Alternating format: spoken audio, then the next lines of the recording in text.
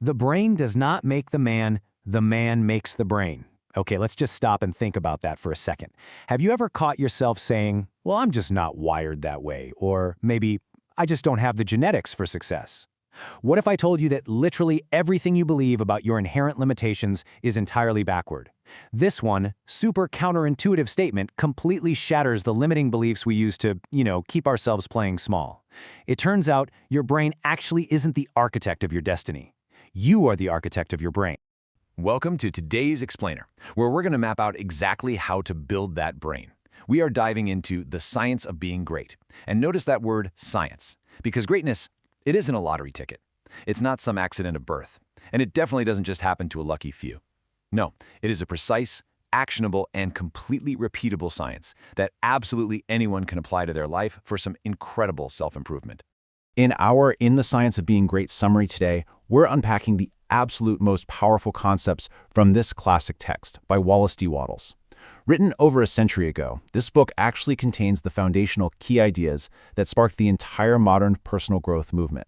So this isn't just a basic book summary to pump you up. It's designed to completely rewire how you view yourself and your potential for ultimate success. Section 1.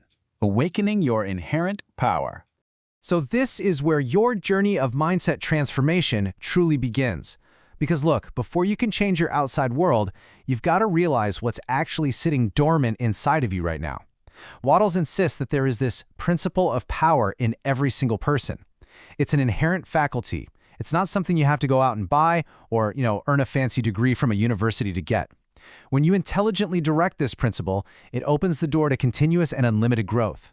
Seriously, you have an infinite reserve of genius inside you, just waiting for you to wake it up and put it to work.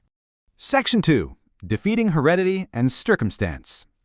Okay, so the moment we even mention unlimited power, our human brains instantly generate a laundry list of excuses, right? Our upbringing, our bank account, our environment. But my parents were poor, or I have a terrible temper I inherited from my dad. Wallace D. Wattles addresses this beautifully. He contrasts two totally different ways of living, the football mindset versus the self-directed mind. If you've got that football mindset, hey, you might be really resilient. You bounce back when life kicks you, but you originate nothing. You're entirely controlled by your circumstances and your environment. A self-directed mind, however, that uses the principle of power to act of itself. It dictates to the environment instead of just sitting there letting the environment dictate to it.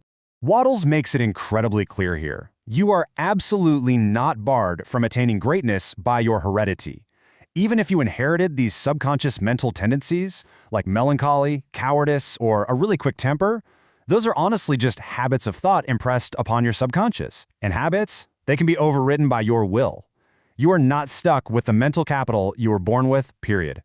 Which brings us to a really fascinating question. What actually happens when you focus your will to develop a specific talent? It's crazy, but Wattles was writing about neuroplasticity way before modern science even gave it a name.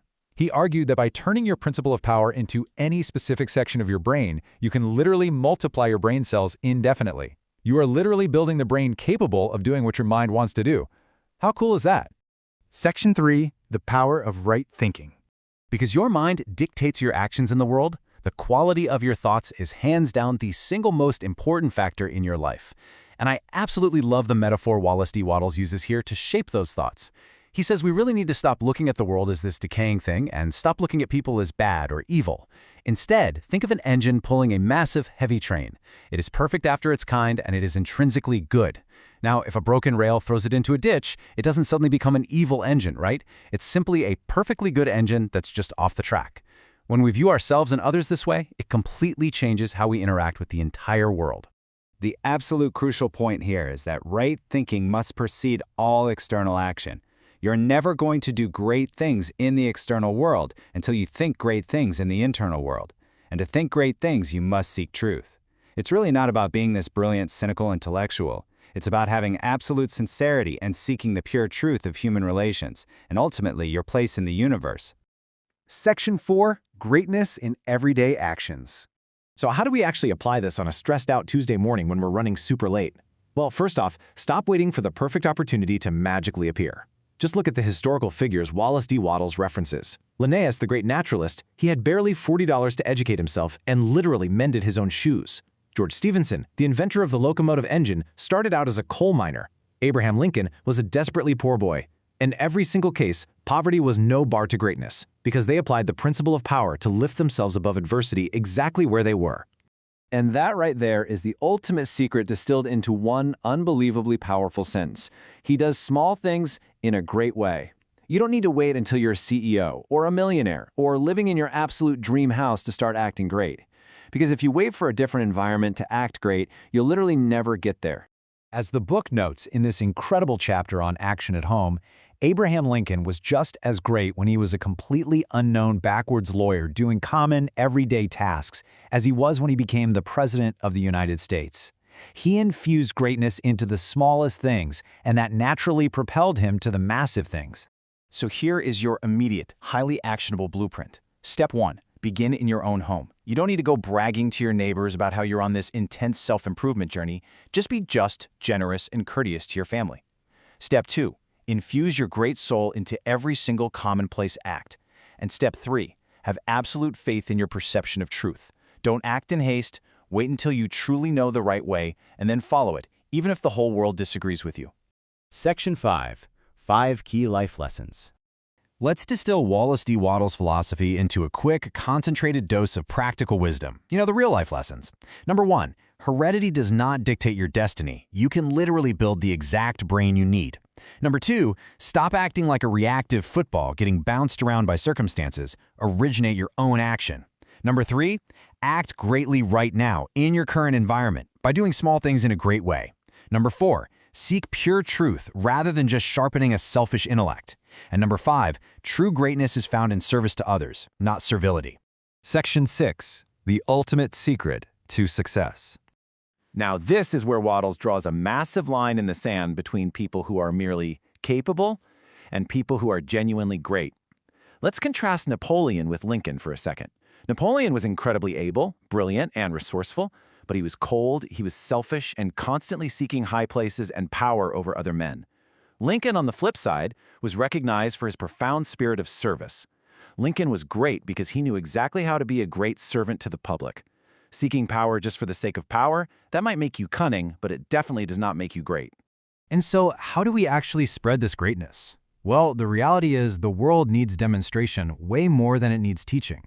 You can't just preach these main lessons to people and expect them to magically change.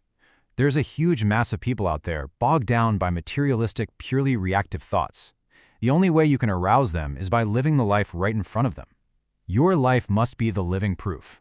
Therefore, Wallace D. Wattles concludes that your very first duty to God, to yourself, and to the world is to make yourself as great a personality as you possibly can. By maximizing your own personal growth and constantly acting from the principle of power, you inevitably elevate everyone around you. You literally become the living demonstration they need to see. So I'm going to leave you with this final, provocative question to chew on today. Take a real look at your life right now. Will you choose to remain a football, constantly getting bounced around and merely reacting to the circumstances of your environment? Or will you decide right here and right now to awaken that principle of power within you, take total control of your mindset, and begin doing the small things in a truly great way? The choice and the science is entirely in your hands.